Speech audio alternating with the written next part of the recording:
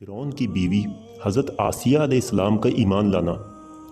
فرعون حضرت مشاطہ کو کھولتے تیل میں جلانے کے بعد جب گھر پہنچا تو اپنی بیوی حضرت آسیہ رضی اللہ عنہا سے کہنے لگا کہ میں نے ایک عورت کو عبرتناک سزا دی ہے۔ اس کی بیوی نے کہا، تیرا ناس ہو، تو نے ایک معصوم بچی کی جان بھی لی اور بے گناہ عورت کا قتل بھی ناحق کیا۔ فرعون نے کہا، میں نے اس کو اس لیے عبرتناک سزا دی ہے کہ وہ مجھے خدا نہیں مانتی تھی۔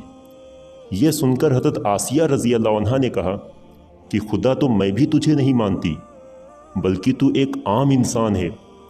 جب فرعون نے یہ سنا تو حیران رہ گیا، کیونکہ اسے حضرت آسیہ رضی اللہ عنہا سے بڑی محبت تھی۔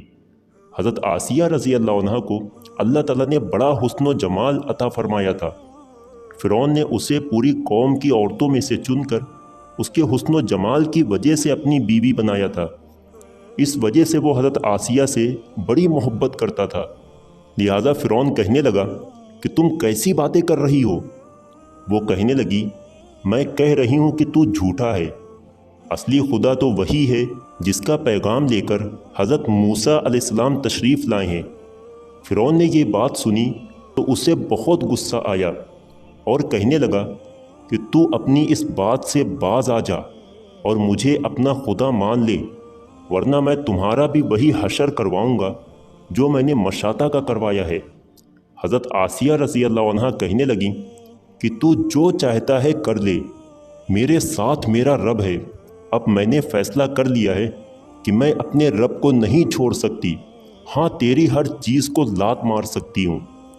جب فرعون نے یہ باتیں سنی تو وہ پھر دربار میں آیا اور پھر سے لوگوں کو بلوایا اور کہنے لگا، دیکھو یہ کتنی بڑی سازش ہو گئی ہے کہ موسیٰ علیہ السلام نے میری بیوی کو بھی بہکا لیا ہے۔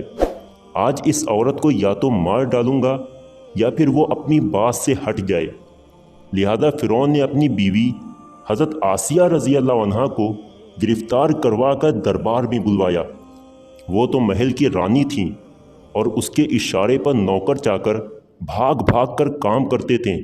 لوگ احترام کی وجہ سے حضرت آسیہ کی طرف آنکھ اٹھا کر بھی نہیں دیکھتے تھے۔ آج وہی رانی فرعون کے دربار میں ملزم بن کر کھڑی ہے۔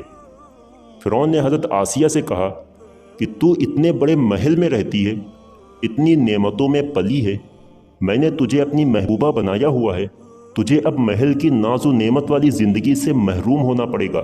بہتر ہے تو اب بھی باز آ جا اور مجھے خدا مان لے۔ وہ کہنے لگیں کہ فرعون، اب میں نے ایمان قبول کر لیا ہے، لہٰذا میں اپنی بات سے پیچھے نہیں ہٹ سکتی۔ اس لیے فرعون نے فیصلہ کر لیا کہ میں اسے بھی سزا دوں گا۔ لہٰذا فرعون نے فیصلہ کیا کہ سب سے پہلے سزا کے طور پر اسے رسوا کرو۔ اس نے کہا کہ سب سے پہلے اس عورت کے سارے کپڑے اتار کر لوگوں کے سامنے کھڑا کر دو۔ اب بتائیے، کسی مرد کو لوگوں کے بیچ بے لباس کر دیا جائے تو کیا حال ہوگا؟ ایسی حالت میں مرد بھی چاہے گا کہ زمین پھٹ جائے اور میں اندر سما جاؤں۔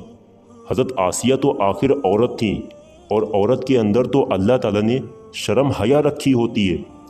فرعون نے اس کے جسم سے لباس اتروا دیا۔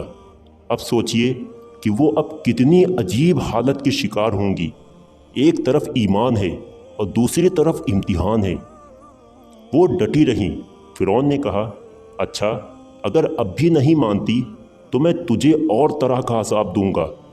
لہذا فرعون نے کہا کہ اس کا منہ میرے محل کی طرف کر کے لٹا دو، تاکہ آخری وقت بھی نگاہیں اس کی میری محل کی طرف لگی رہیں اور اس کے دماغ میں یہ بات رہے کہ میں ان نعمتوں کو ٹھکرا کر ذلیل ہو کر مر رہی ہوں۔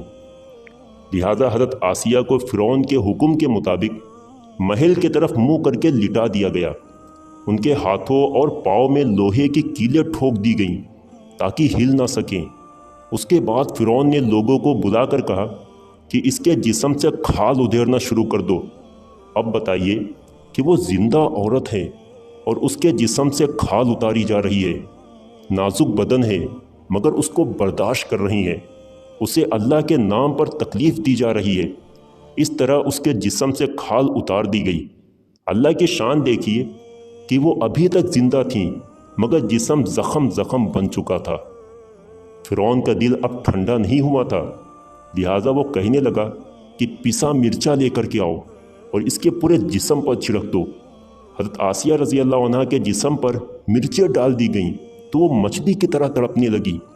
اس وقت حضرت آسیہ نے اللہ سے دعا مانگی کہ اے اللہ، فرعون کا محل سامنے ہے، وہ کہتا ہے کہ ہم نے تمہیں اس محل سے نکال دیا ہے، آج کے بعد تم اس محل میں نہیں جا سکو گی، اس لیے اے میرے پروردگار، مجھے اس محل کے بدلے میں جنت میں آپ کے پاس ایک گھر چاہیے، اور اے اللہ، میں ایک عورت ہوں، میرے اندر اتنی طاقت نہیں ہے کہ میں فرعون کے اس ظلم و ستم کو برداشت کر سکوں، اس لیے آپ مجھے فرعون اور اس کے عمل سے نجات عطا فرما دیجئے۔